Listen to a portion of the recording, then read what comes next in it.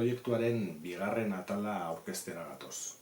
Zumalakarregi museoak, musealiak proiektu honen bitartez, ondarearen inguruko hausnarketa bat bultzatzea du helburu nagusia. Kasu honetan, abaniko bat ekarri dugu, Amanzibul margolari frantsesak 19. mendean, 1867 urtean, hain zuzen egindako abaniko ilustratua da. Abanikoaren gaia izugarri zabaldu zen 19. mendean, batez ere mende erdialdera, eta abaniko hau Alexandre izeneko fabrikan egindakoa da. Fabrika honek 1850-1870 bitarte horretan lan asko egin zuen, eta bere bezeroen artean ezaguna da Eugenia de Montijo, Napoleon hirugarrenaren emaztea, eta badakigu berak izugarri zabaldu zuela emakumearen jantziaren osagarri modura abanikoa erabiltzearena. Jakik badakigu baita ere Amanzibul margolari honek arrakasta handia izan zuela Errusiako gortean. Errusiako tsarraren gortean horrelako abaniko asko saldu omen zituen.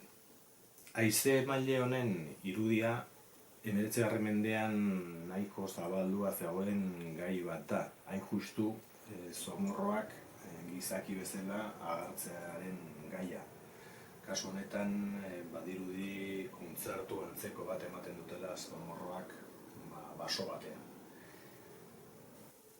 Haize emaile hau benetan bitxia eta berezia da.